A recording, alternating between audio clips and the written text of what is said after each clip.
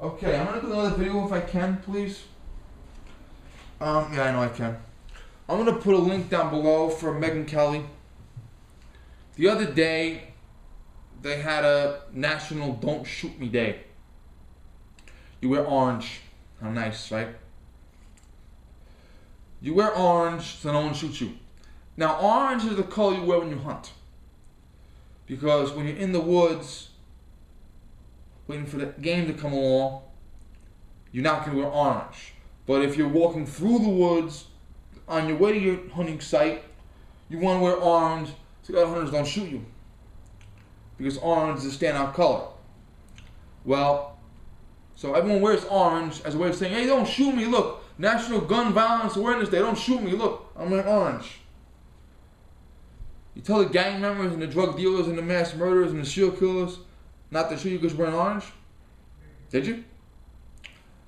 There was a debate between the former president of every town, Katie Pavlik, and Sean Hannity. And Sean asked the director of every town, what do you do when someone comes in your house in the middle of the night? Most garden variety burglars will come when you're not there to steal, but most of the guys that come in when you're there are there to hurt you. So Sean asked, what would you do if someone came in? How would you put this up? You got a gun? He said, no, I don't have a gun. I would try to protect myself, my family, through other means. And I'm thinking, when you say I don't have a gun, but I'll protect my family through other means, I'm thinking you're either A martial arts grand wizard, or B, an idiot. But then when he followed up by saying, or wait, call the police, wait for them to arrive, I knew he was an idiot. To say fact, one of our plaintiffs in the major lawsuit is a man who lives in Putnam County, which is right above Westchester.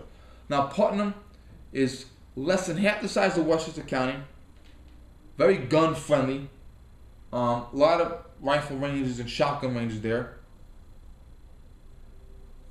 There's a gentleman in Putnam County who says he needs more than 7 rounds in his magazine. This gentleman has, at the time his son was 9, his son's about 11 now. He had a 9-year-old son who's now 11, and he shared custody of the son with the ex-wife. So the son will be at his house a couple days a week. He's wheelchair bound, and he has very limited use of his one arm. I have slow fingers, he has almost no use of one arm. And the nearest police officer is documented to be 5 miles away. So the beef with the SAFE Act was, can this man defend himself?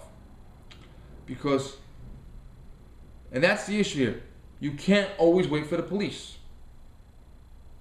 And some people can't. Is he going to roll away in his wheelchair? Is he going to roll away in the wheelchair with the son behind? I don't know. So that's, you have to be realistic about it. Okay, well, I'll defend myself through other means, or I'll wait for the police to arrive. When the police get there, it's already happened, you dumb fuck. So then he starts talking about guns, armed security, armed guards in schools. Well, within a month of the Sandy Hook massacre, there were 4 school incidents. 1, the shooter was successful. 3, the shooter was not successful. The 3 were unsuccessful. Schools had hired armed guards, 2 of the schools. I don't know what kind of armed guard, where they got them from. And 1 school, the sheriff himself put a black female deputy on the spot. And the armed guards and the black female deputy shot and killed the suspects at the door. The suspects did not get in. Okay? This guy says you don't need armed guards in school. You don't need armed teachers in school. And he said, I wouldn't want the teachers to be shooting over the heads of the students. Well, here's the issue. The mass murderer comes in. If he has no resistance, he's shooting at the heads of the students. It's entirely possible if you have a cop and a mass murderer together fighting, it's entirely possible that a stray bullet will kill an innocent person. And it may very well be the cop's stray bullet. But what if there is no cop? What if there is no armed guard? Now, Katie talked about, I love Katie, she talked about armed teachers in certain school districts. Here's the issue. If every teacher has a gun already and years of experience, then fine. But some teachers don't have guns. They don't. So if you're going to make the teacher buy the gun for their job, they're going to make you pay for it. And some teachers will go out and get what they like. Some will get like a $5,000 Wilson Combat to be an asshole because it's free. It's on the taxpayer. The teachers would have to go through the basic classes from basic safety class all the way up to armed guard training that I have and everything in between. If it's for the job, you pay for it. If the teacher has to both teach the kid and defend the kid, more money. You pay for that. So I personally believe that the duty should go to an armed guard specifically. And yes, they can't be everywhere in the school at once, but the armed guards, the military. We have guys that were in Iraq, in Afghanistan, and they have extensive combat experience. Okay? Most police officers never fire their gun outside of training. And when I say most, I mean one police officer in an entire city. But the military veterans, they've been under fire. They've seen it all. Explosions, bombings, rocket launches, machine guns. They've seen it all. They know it all. And a lot of them out of work anyway, so this is the perfect job for them. They know what they're doing anyway. Give them the job. Also retired cops, to a lesser degree armed guards that don't have a lot of experience in gunfights like myself. But at least have someone. Look at Gina Sam. Plumbing going on somewhere. Gina Sam was an armed guard. The killer killed a couple people, but she stopped him. So this fool from every town, after rejecting the armed guard mentality, he said, well, we want to go big picture, and we want to make sure that the wrong people don't have guns in the first place. Remember, every town, Mayors Against Illegal Guns, Moms Demand, Coalition to Stop Gun Violence, okay? It's all basically one coalition. They have members of different affiliations. You know, one person might be a member of 4 different groups. Okay, they're all the umbrella. Bloomberg founded Mayors Against Legal Guns. Bloomberg founded Every Town. Bloomberg funds Moms Demand. Okay, now let's look at all these gun control groups.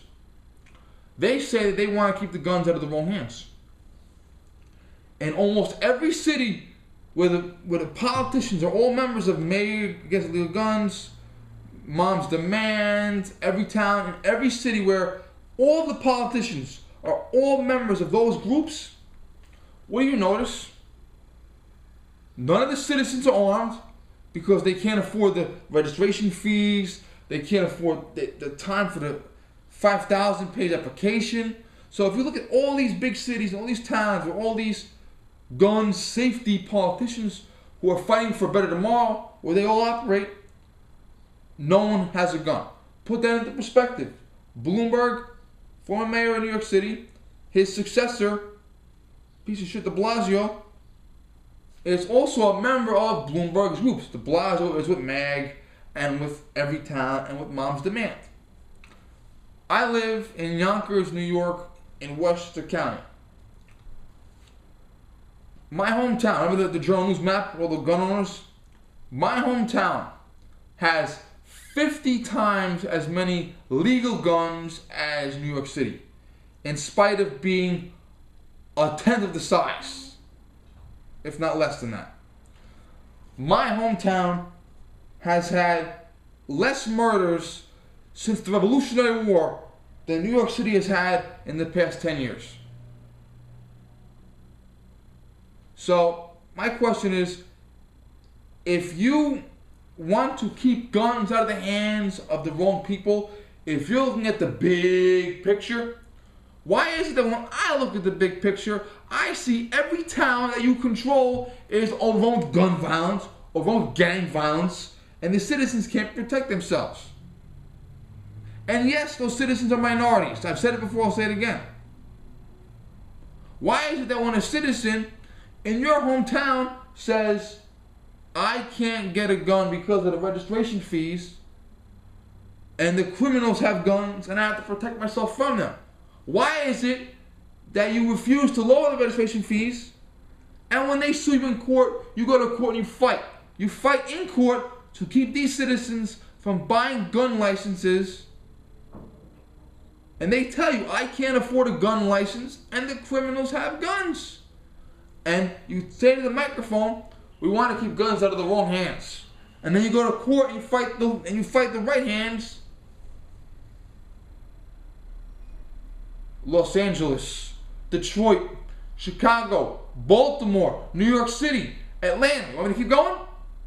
All these cities where they are overrun with gun control advocates completely, all the criminals have guns. All the criminals shoot people.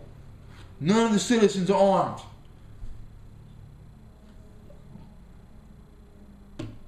Imagine if on my spot 400 people in 3 years were run over by a car, and I was standing there talking about how we need common sense car safety. I didn't actually do anything. I just stood there and said, we need car safety. Wear pink for car safety. And meanwhile, people are getting run over right in front of me. Well, the cars, it's their fault. I want to keep cars out of the wrong hands. I would have been fired in 2 fucking minutes. Are you kidding me? It would never went that far for years. Are you fucking kidding me? So that's the problem. The problem is, how come when I go to your cities, none of the good people have guns, all the bad people do, and you're talking about the big fucking picture? Well, the big picture is this. Sandy Hook was a success. The other massacres, the 3 that I talked about, were failures. Did Sandy Hook have an armed guard? No. The 3 of the others? Yes. That's it. The school that has the armed guard fights back. That's the big picture to me. The kids not dying, that's the big picture to me. I understand that personally. Here's another thing I want to talk about these cocksuckers. I don't know.